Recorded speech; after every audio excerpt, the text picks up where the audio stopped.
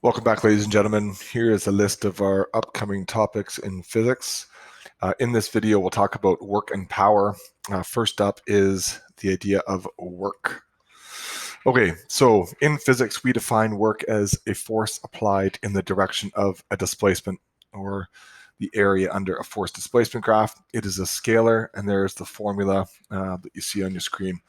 This dot here is a dot product, and dot products are used quite extensively in higher level math. For our purposes, that dot product means that work is equal to force times displacement times the cosine of theta. And this is important where theta is in the, or sorry, where theta is the angle between the tails of the vectors. So we'll keep that in mind as we go through, and I'll talk about that as we set up our individual questions. Okay, there are quite a few examples to go through. I will go through the examples fairly quickly, where you can pause the video to get the ideas that we'll be talking about. Okay, the units for work are newtons times meters, and a newton meter is just equivalent to a joule. So a joule of energy is a really small unit of energy, work and energy, and it's really just one newton meter is equal to a joule. Okay, so here we get into some examples. So if we have a box that is pushed with the force of 8 newtons for 4 meters, how much work was done by the box? Well, we just want to make sure that our force and our displacement are lined up properly, and we can see that our force and our displacement in this case are in the same direction. So our F times D times cosine of theta. Here, the angle between the tails of our vectors. Here, our force and our displacement. The angle between these two, our angle is 0. So when they are in the same direction, the force and the displacement, the cosine of 0 degrees, this is just equal to 1. Okay, so sometimes I'll put that in there, sometimes I won't. You just have to make sure that your force and your displacement are lined up in the same direction. Okay, so in this case, 8 times 4 times the cosine of 0, or 8 times 4 times 1 is going to give us 32 newton meters, or 32 joules of work.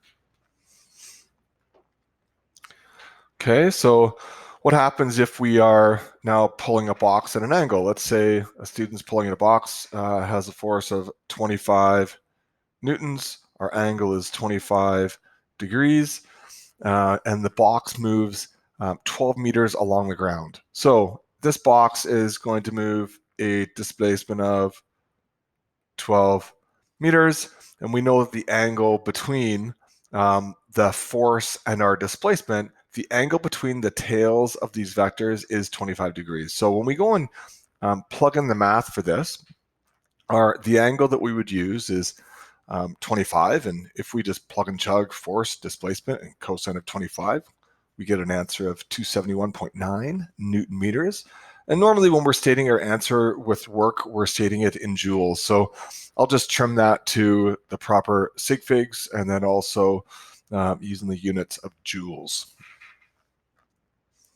Okay, so next, if we've got a car that is traveling at 60 kilometers per hour, it slams the brakes and skids 28 meters to a stop. So here's a car that's just starting. We'll say it's at this part, or at this spot, it's 60 kilometers per hour, and then it's going to slide through some displacement, and that's going to be 28 meters. It's going to come to some, whoops, see what's up next. It'll come to some second position where our final velocity is 0.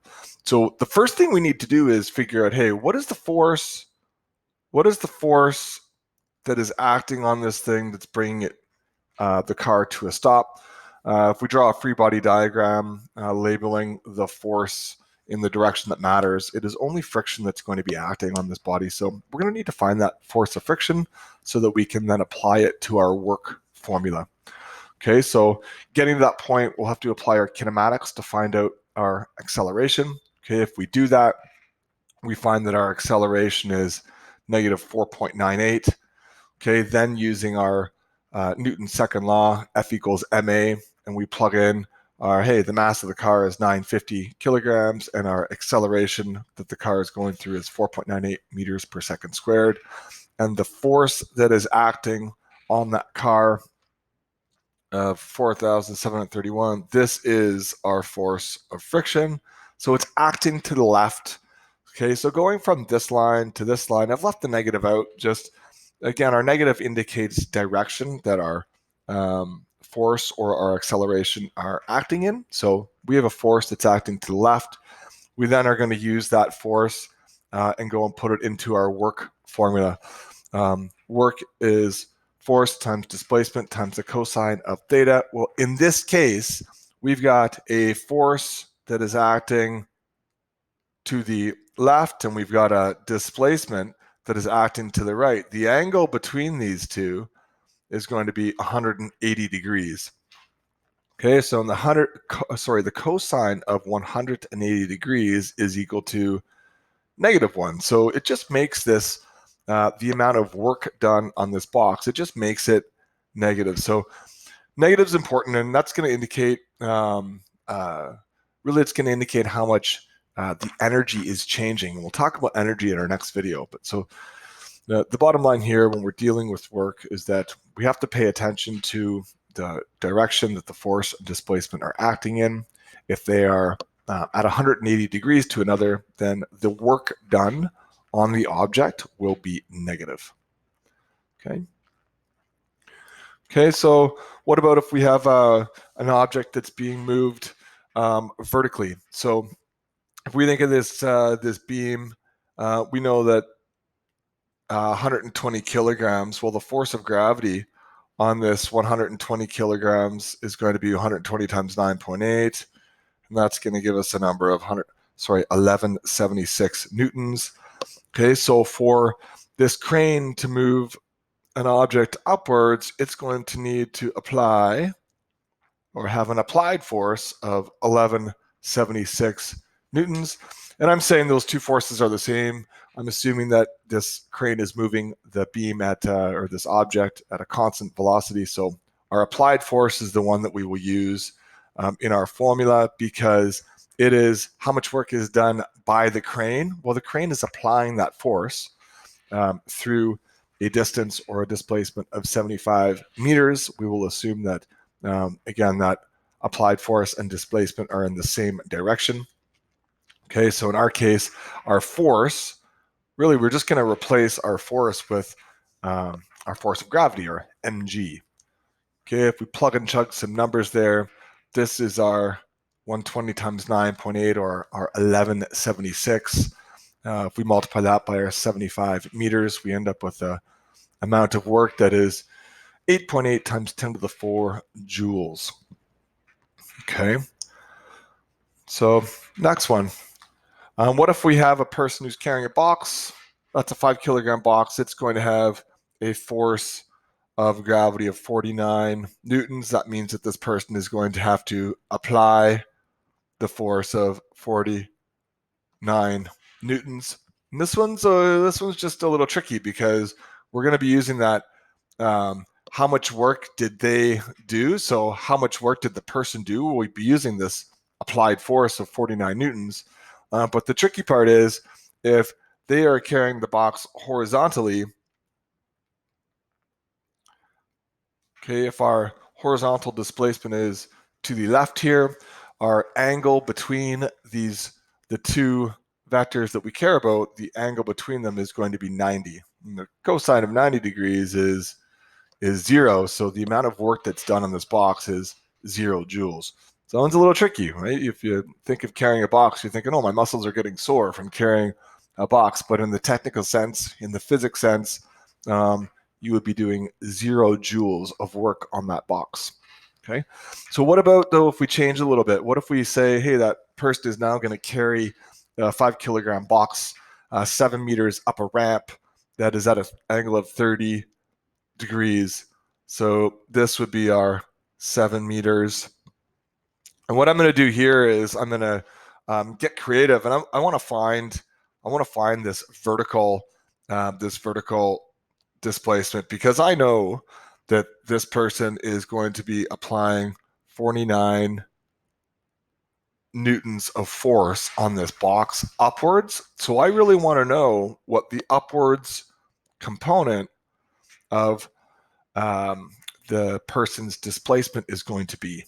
Okay, so if I go and do some quick math, I could do our D, I don't know, let's call this, I'm just going to call it our D, displacement. D over 7 is equal to the sine of 30 degrees, or our displacement vector here would be 7 times sine of 30, or 3.5 meters. And really what I'm trying to do is line up the two vectors that I care about, trying to line them up so that they are in the same direction, so that the angle between them is 0, because the cosine of 0 is just 1. Okay, so in this question, if my displacement and force are acting in the same direction, I could just multiply the two numbers that I'm given.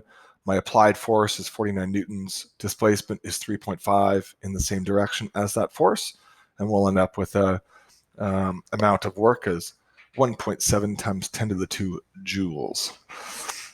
Okay, so what if we look at our next topic here? The next one is going to be looking at power.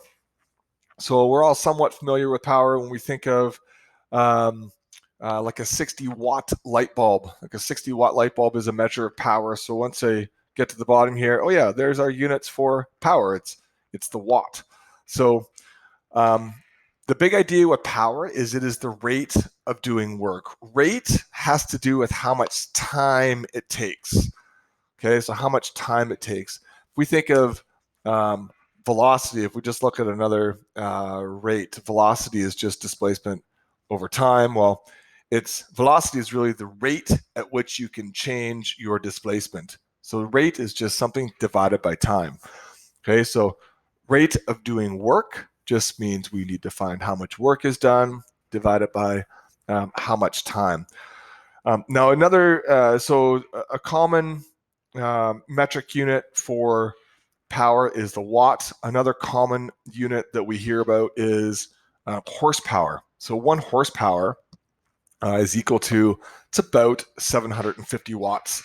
And I've been nerding out on this podcast that's called The History of the Modern World, and I'll put a link in that to the podcast that talks about power, just how the whole idea of horsepower came about. It's quite a long podcast, but it goes through just the history of why we even use horsepower as a unit for measuring power in engines and different things. Okay, so for Physics 11, here comes a couple of questions that we will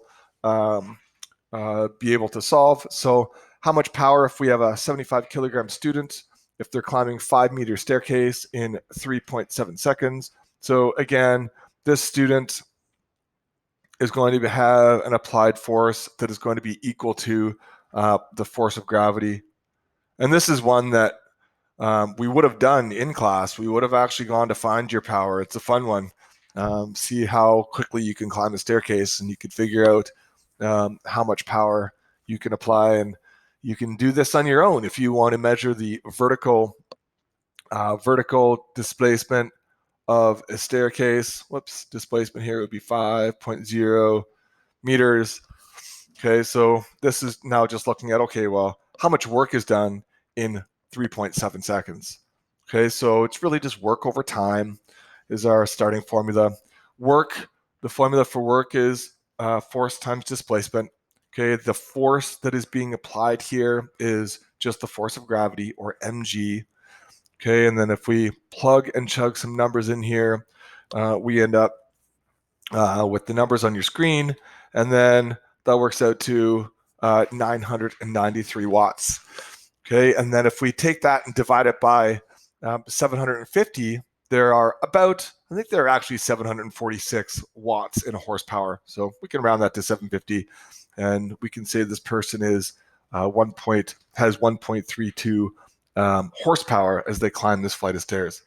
Now, I challenge you to go and actually do this. You have to somehow accurately measure a bit of a staircase for you to climb through, and to see if you can generate 1 horsepower of power as you climb the stairs, as you climb some stairs. And just to give you an idea of the sense of we think of a car that has 200 horsepower.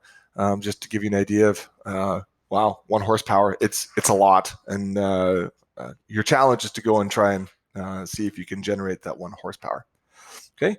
One last example here. What happens if we have determine the power of a boat motor that can provide a force of 1875 newtons. So this would be the 1875 newtons while the boat travels at a constant speed.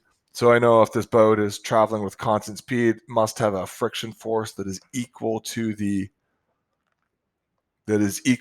applied force. Okay.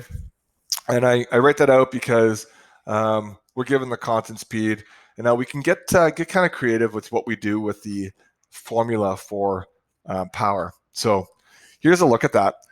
So power is equal to work divided by time. Okay, work is just force times displacement.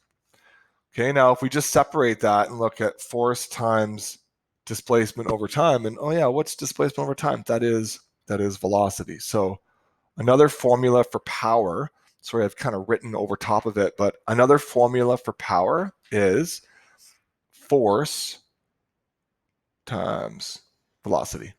Okay, in our case, we've got the applied force of 1875 newtons times, I converted 72 kilometers per hour. I converted that to meters per second by dividing by 3.6. So we want to make sure that our units are in meters per second and newtons. Okay, and the power of this boat would be putting out 37,500 watts of power, or again, if we divide by 750, we end up with a 50 horsepower boat that's able to push that person and boat through the water. Okay, so that wraps up this video. There are practice problems and a worksheet that's attached to this video. Please just do the work and power questions. Next up, we'll look at kinetic and potential energy and also the conservation of energy. Okay, thanks, ladies and gentlemen, and we'll see you again soon.